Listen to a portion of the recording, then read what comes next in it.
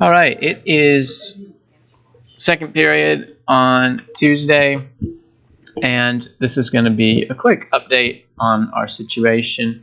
If you look at the stream on Classroom right now, you'll see mostly 2-hour delay schedule, AB day schedule, general info that people need because we've got a lot of uncertainty over the next few days. We could have snow, things like that.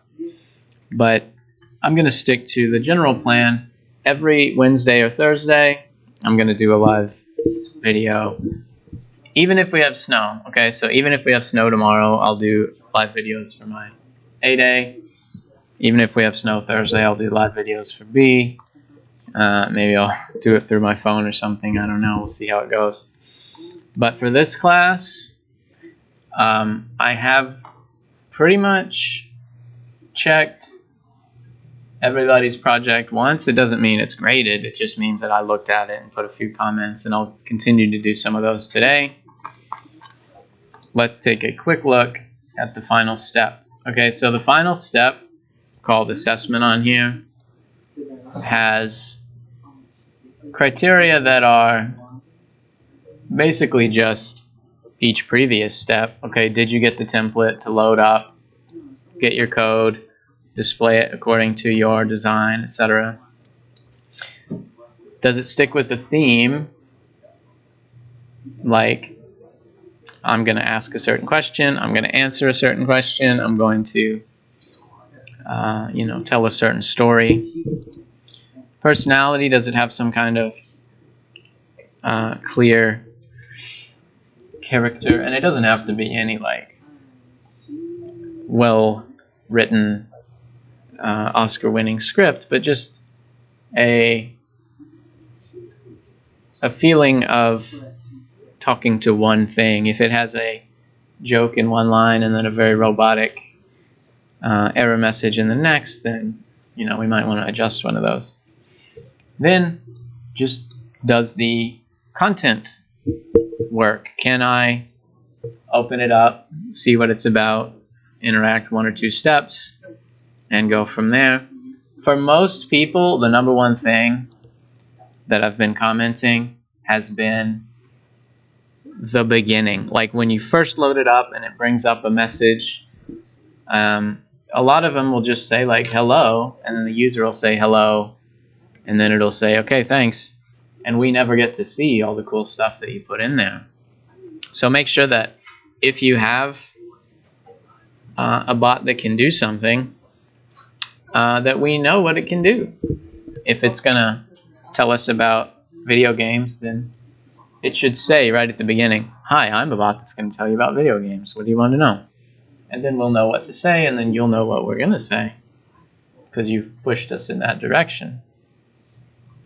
Finally, the last one, which is a thing that most people can do today, is a feedback form. I asked you to send this to 3 people, and they could be people in the class, or it could just be like your mom or something. They put the name and your name, and then they have 3 questions. 1, does it give you a correct first impression? When you load it up, does it say what it's going to do? Maybe with a picture, maybe with an opening message, maybe with an opening question, something like that. 2, does it make sense and all fit with the purpose? You're not like introducing one topic and then in the next line going to something else. We want to keep it limited. And then 3, does it recover if there's an error? Or if you get to the end of a question, does it loop back around to the beginning?